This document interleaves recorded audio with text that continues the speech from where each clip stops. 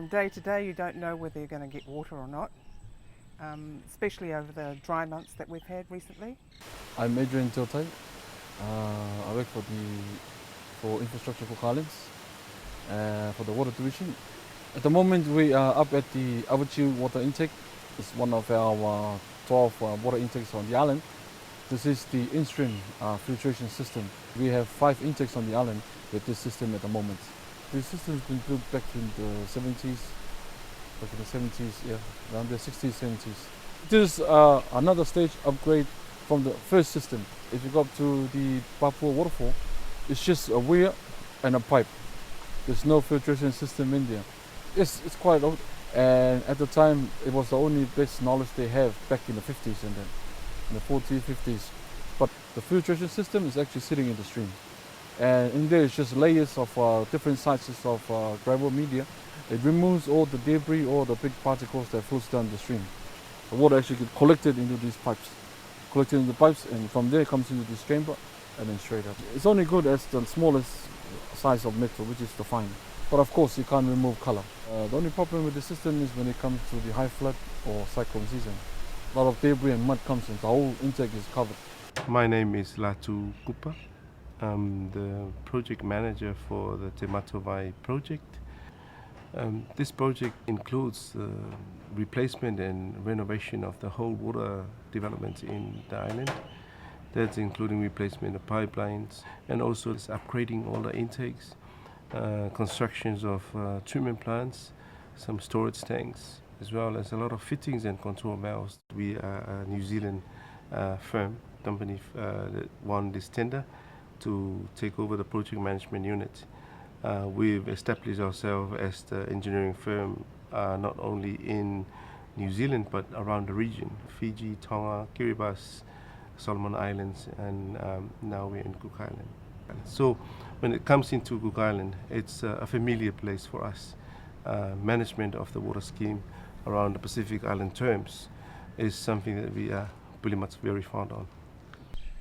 The quality of the water is not drinkable, so you have to go, to water suppliers to get water, or to the local community water stations to get water. And it's dirty, so when you wash clothes, especially white clothes, it comes out grey. My name is Mickey Schmidt. I'm the construction advisor for the PMU. PMU is the project management unit for the Te Matawai project. Benefits to the people of Cook Islands: cleaner water, more frequent water. Part of the objectives of the project to ensure that people of Cook Islands have got potable water supply throughout the whole year, even during drought periods. They don't have to put it through purifiers or anything. You drink what's coming out of the tap and not run to the toilet, a couple of days later. We got high counts of coliform and fecal coliform in our water, and this is the area where we need to improve the filtration system. Treatment is important to ensure that the safety in our water we're drinking goes right to our tap. When you turn it on, the water you drink from the tap is safe. Dirty water in the stream, but clean water going down in our pipes and to the people. You can't drink it, you can't use it for washing white clothes. The current quality is not good. This is coming straight from the water catchment, and in the water catchment there are wild animals, which is not good for health. And that water is coming straight through our pipes into our homes, and that is why attention needs to be given to water quality. That's very important, very important. At the moment our pipes being laid, it's all AC pipes, asbestos cement pipes, all the trunk line which is coming from the intake down to our main pipes, ring mains. The ring mains, the 2 pipes, main pipes that goes around the island, is a carrier for our water, distributing water from sector to sector, which is from village to village.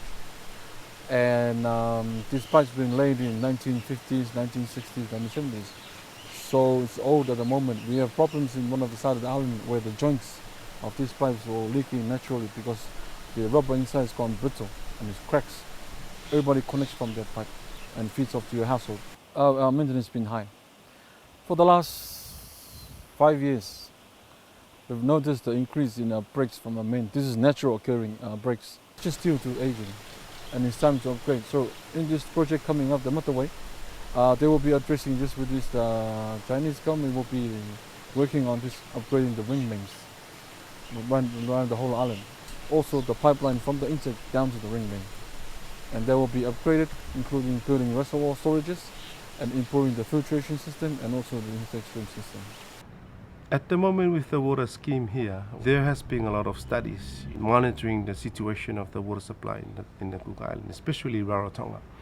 And it is now firm to be around 50 to 70% leakages. It includes the rotten pipelines, it includes the wastage at the homes. We are using around about 30% water. So the leakage count is pretty high because water in Cook Island is always free. And because it's free, you tend to abuse it sometimes.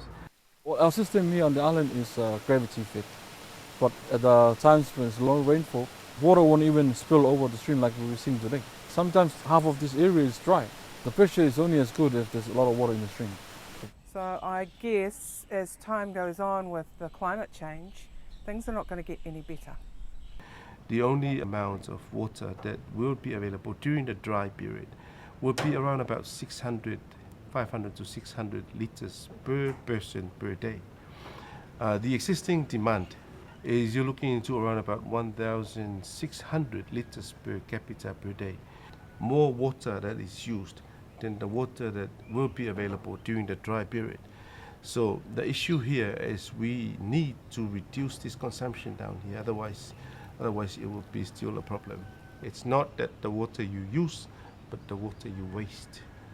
A lot of comments I heard from the public when the land was dry for the last couple of months. This is when they realize how important water is. Before they just take water for granted. You know, it's there, just turn it on and don't worry about it.